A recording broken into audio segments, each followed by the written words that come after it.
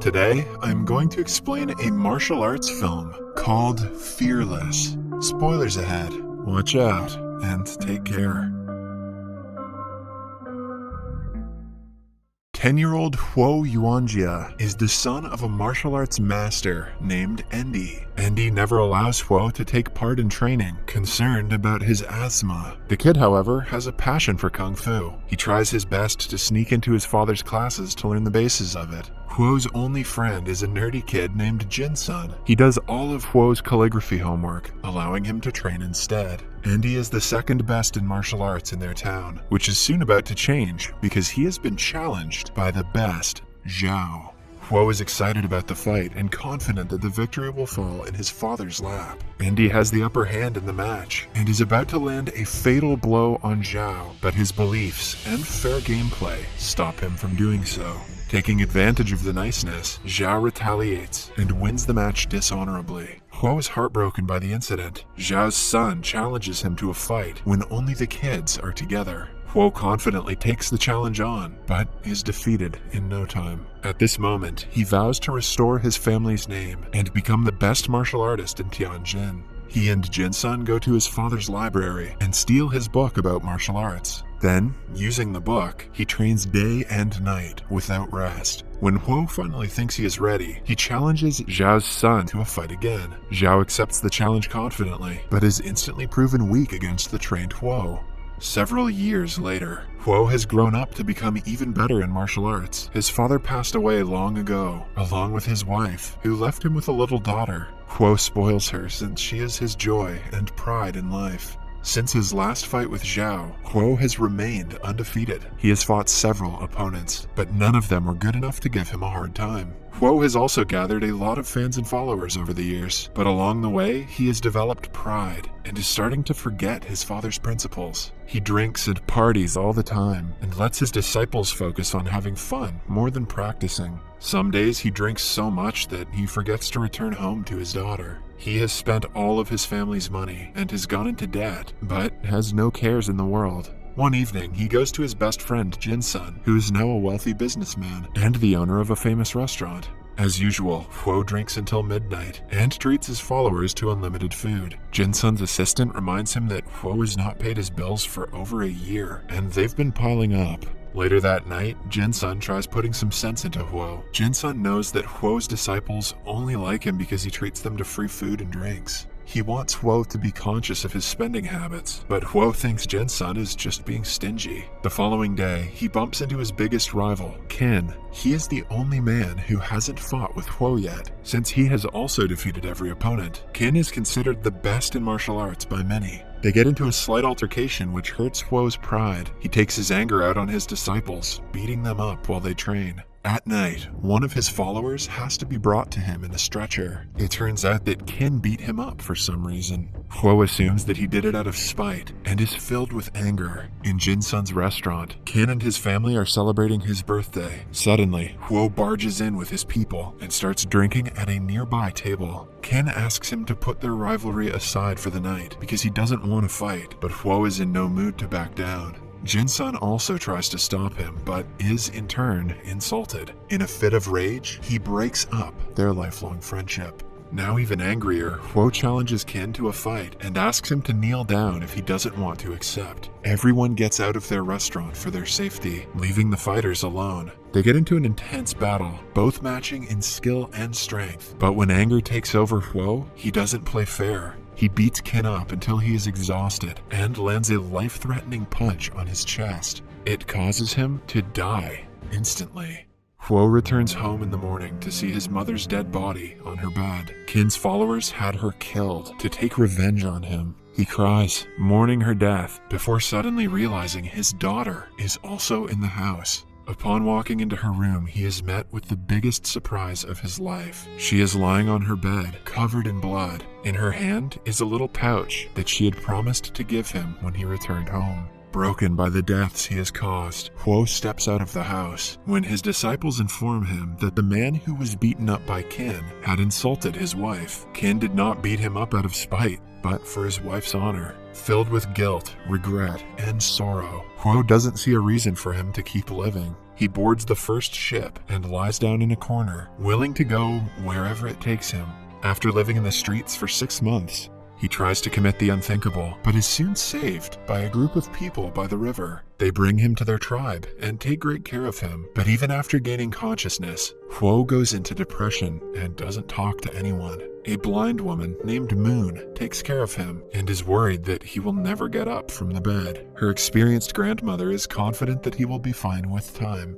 One day, Moon feels Huo's hair and offers to cut it. He walks for the first time in a month and goes to a river with her, where she helps him cut his hair. Starting that day, he becomes a member of their community. He helps them cook, farm, and do household work. As a year passes, Moon and Huo start falling for each other. Then, one day, a kid from their tribe is found stealing a cow from their neighboring community. The grandmother and Moon beg for forgiveness from the rival leader, but according to their tradition, someone who makes a mistake should be beaten until an incense burns out. Huo speaks up for the tribe and offers to take the beating in the kid's place. For adults, the punishment is a bit different, which means Huo will have to fight against the leader. Although Huo can finish him in no time, he doesn't want to use his knowledge to hurt anyone anymore. Initially, he doesn't even defend himself, but after a little motivation from the grandmother, he starts to dodge the attacks. The incense burns off, but the leader is not able to land a single blow on him. He accepts his defeat and praises Huo.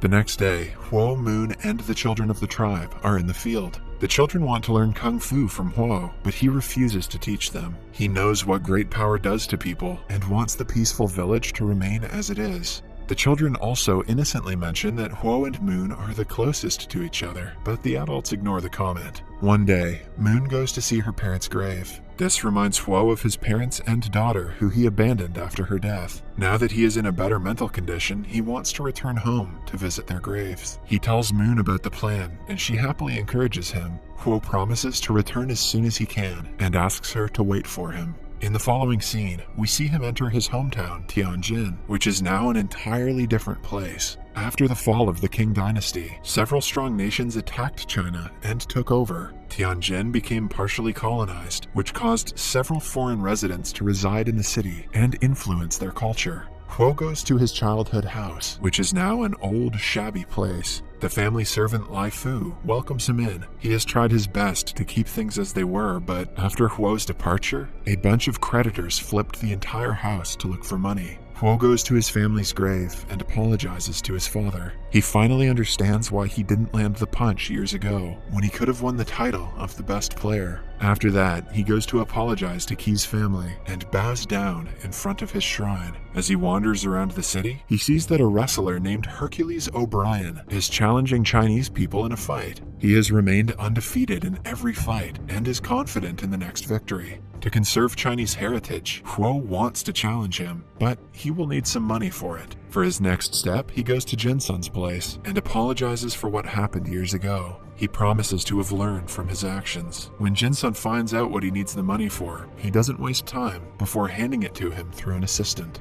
Then, in the 1909 race club, Shanghai, Hercules goes against Huo. At first glance, someone petite like Huo could never beat Hercules, who is double the size of him. Before the match begins, Huo requests that he and Hercules fight with honor and civility. Taking advantage of the language barrier, the announcer mistranslates Huo's request to, "He wants to kick your butt," making Hercules laugh. The fight begins, and Huo instantly gains the upper hand. As the match gets intense, Huo saves the opponent from being impaled to nails on the side of the ring. As a good sportsman, Hercules accepts his defeat, making Huo the victor. Huo gains fame from the single fight and is called to Shanghai. He meets Jinsun there, who proposes they form Qinwu Athletic Association, a place where they teach Chinese students the art of Kung Fu. That way, even with the constant foreign pressure, they can preserve their heritage. Meanwhile, a group of officials from the foreign chamber is not fond of Huo's growing popularity among the Chinese public.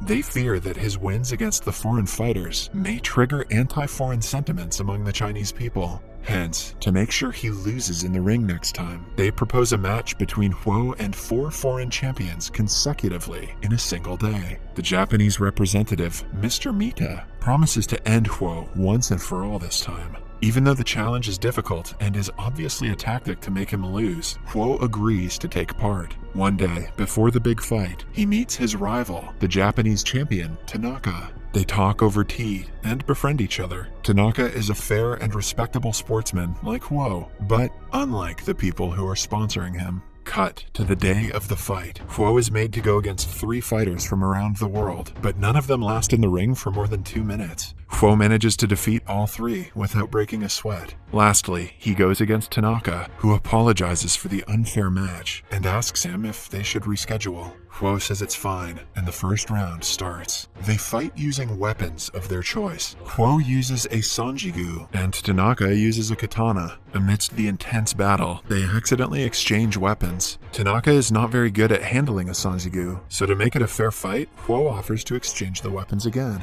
The first round ends in a draw because of the holdup. While resting before the next round, Huo drinks tea that is poisoned by Mr. Mita, who wants to see him lose one way or another. The round starts, but Huo collapses and starts coughing blood almost immediately. Tanaka demands that the match be halted for the safety of the fighter, but when Huo registers he has been poisoned, he wishes to continue, as he is going to die anyway. Even when exhausted and seconds away from death, Huo manages to deliver a final blow to Tanaka's chest, using the same technique that killed Kin. However, he holds the punch back this time, learning from his mistakes. But just then, he collapses. Tanaka declares Huo the winner, knowing that he held back on the punch deliberately. In the end, Huo falls into his friend's arms and dies. Tanaka angrily belittles Mr. Mita for resorting to killing a man for the sake of his pride. He calls him a disgrace to Japan before storming off. In the last scene, Huo's spirit reaches the field outside Moon's house. She runs to him, sensing his presence, even though she is blind.